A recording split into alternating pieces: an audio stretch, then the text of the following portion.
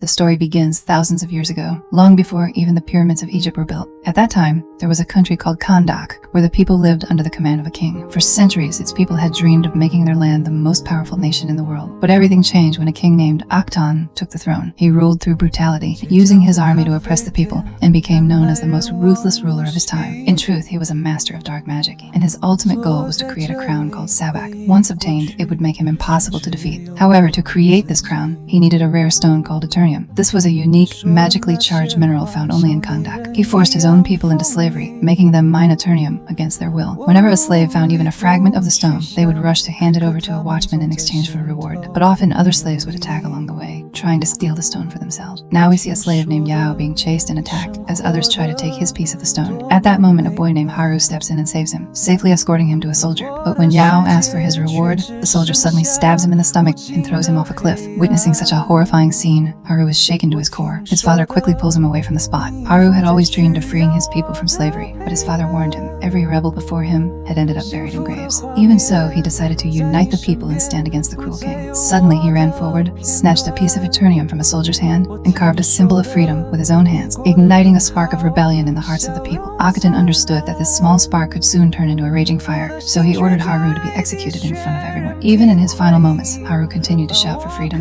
but just as his head was about to be severed, something miraculous happened. The magical guardians of the earth had chosen him to restore peace. They granted him the powers of ancient gods, transforming him into an incredibly powerful being. By then, however, Akhenaten had already completed the Sabak crown. When Haru, now empowered, arrived at the palace to challenge him, Akhenaten unleashed the full dark power of the crown. A fierce battle followed, destroying the entire palace.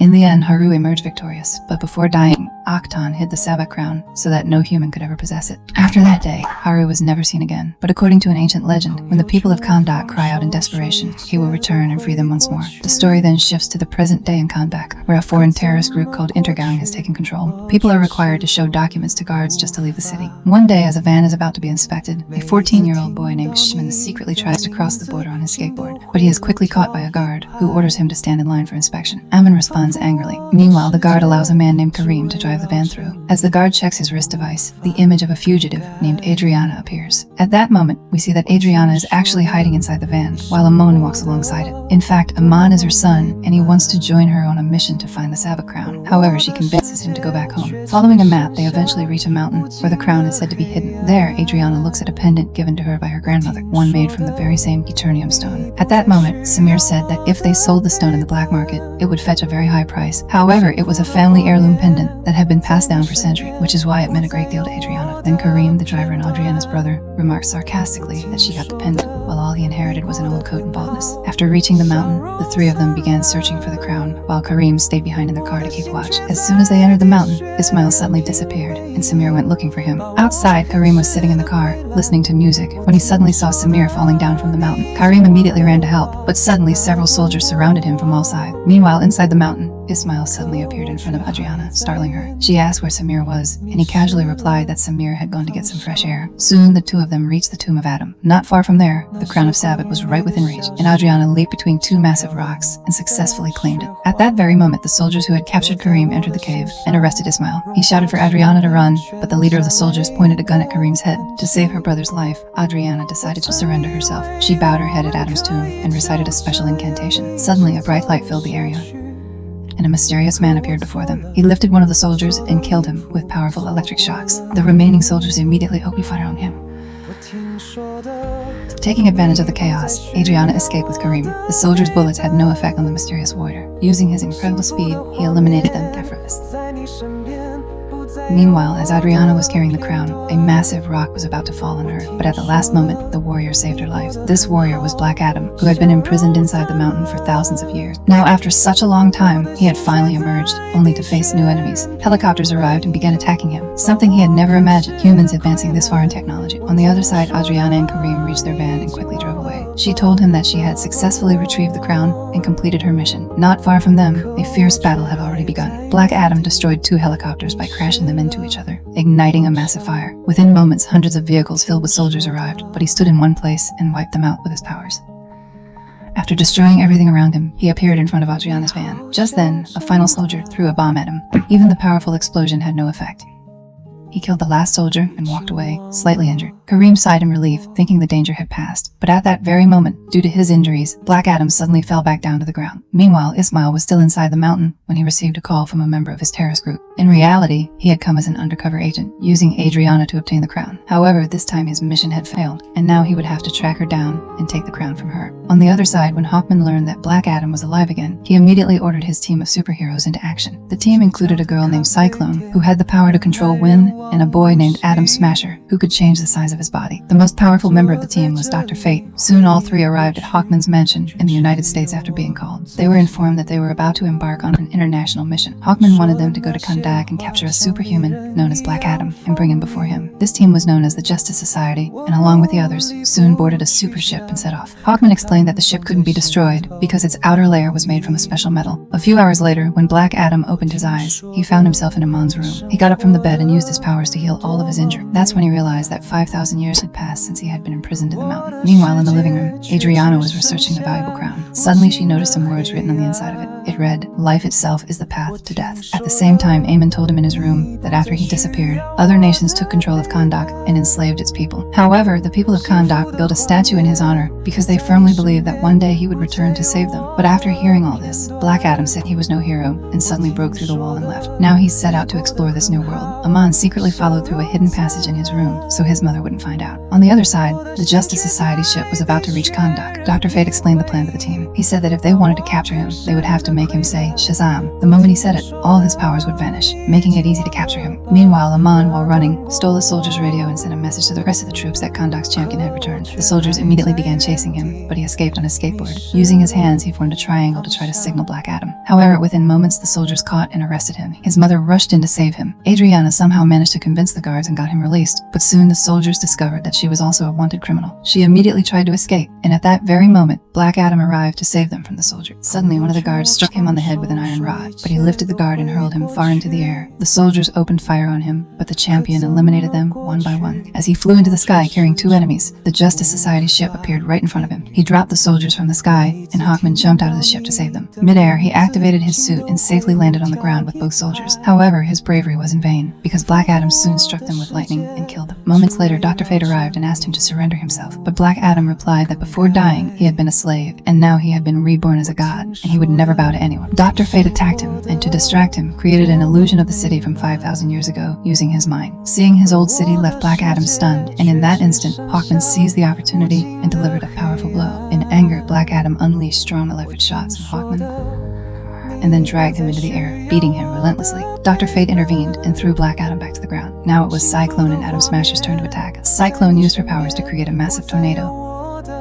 and attacked him with iron rods through it, trying to trap him, but he broke free from this attack as well. Dr. Fate attempted once again to capture him. At the same time, Cyclone and Hawkman launched a final combined attack. This enraged Black Adam even more, and he unleashed all his powers at once, overpowering all his enemies in a single blow. In that moment, he believed he had already won. Just then, Atom Smasher struck Black Adam with a powerful punch that nearly crushed his ribs, but as soon as Black Adam got back up, he knocked Atom Smasher unconscious with a single blow. After that, the people around them began cheering in celebration of Black Adam's victory, and he quietly left the scene.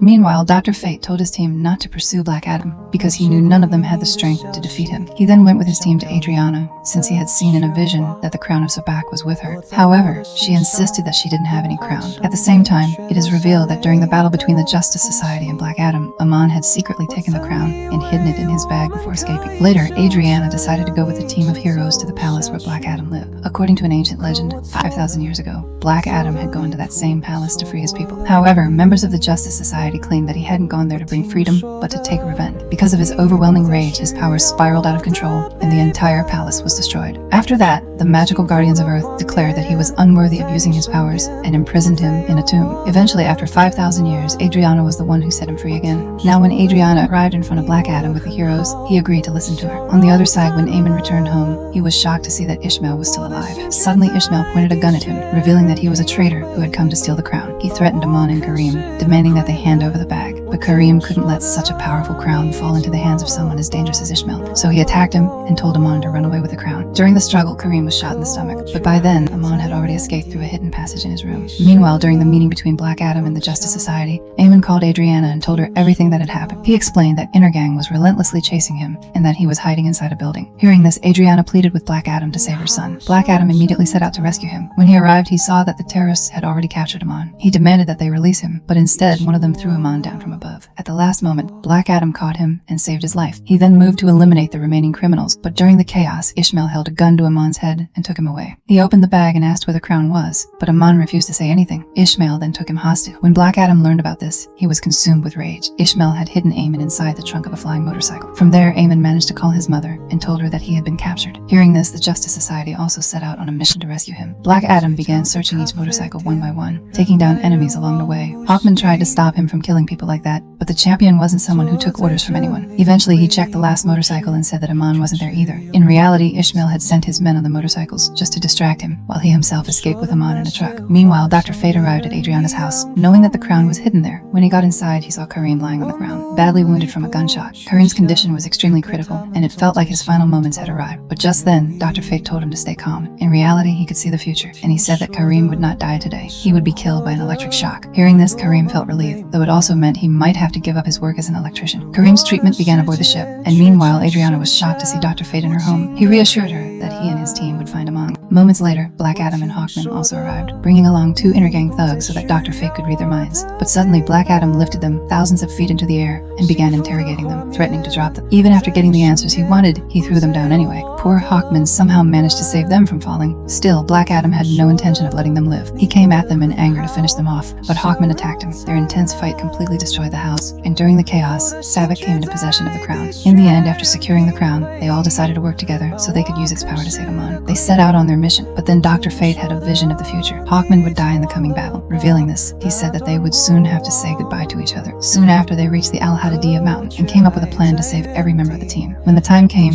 Black Adam launched a massive attack, killing hundreds of soldiers. He then faced Ishmael, but couldn't attack him because Ishmael was protected by a magical force field. The rest of the team soon arrived, and when Adriana saw a gun pointed at her son's head, she decided to hand over the crown to Ishmael to save him. After obtaining the crown, Ishmael revealed that he was the last descendant of King Akton. With the crown in his possession, he was ready to become the next ruler of Kondak. He then read the inscription on the crown, activating his protection, and fired at Amon. But at the last moment, Black Adam used his super speed to save him before the bullet could hit. By this point, Black Adam's anger had become uncontrollable once again, unleashing his full power and destroying the entire mountain. Fortunately, Adriana and Amon survived thanks to the Justice Society's protective barrier, but Amon now needed urgent medical attention. Meanwhile, Adam Smasher found the crown on Ishmael's burned body and brought it back to the ship. At the same time, Hawkman followed Black Adam and found him standing in front of a statue of his son, Huru. In truth, the magical guardians of Earth had chosen Huru to receive divine power so he could bring freedom to the people. But as Huru kept winning, King Akton captured his parents. When the king was about to execute Huru's father, Huruada transferred all his powers to him at the last moment to save his life. However, he didn't realize that it would be the last day of his life. After giving his powers away, an archer from a distance shot an arrow straight into his heart, killing him instantly. Seeing this, his father, Teth Adam, was devastated. He knew his son would not have approved of his uncontrollable rage, so he decided to give up his powers. He entrusted this responsibility to Hawkman and made him promise that once he surrendered his powers, he would never be able to say the word Shazam again. The reason was that without saying it, he would never be able to regain his power. Hawkman then took him to an underwater facility. Amelia Harcourt, a scientist, was put in charge along with her team. She promised Hawkman that from that day forward, not a single word would come out of Black Adam's mouth. In reality, she had several other dangerous individuals imprisoned there as well. Meanwhile, something strange began happening in Ismail's corpse inside the ship's morgue. At the same time, Dr. Fate kept seeing the same vision over and over again. He couldn't understand why this was happening, especially since their mission had already been completed. Dr. Fate feared that if Hawkman died, the Justice Society would soon fall apart. On the other side, after Ismail's death, Adriana couldn't understand how they had defeated him so easily. Then she remembered the inscription on the crown,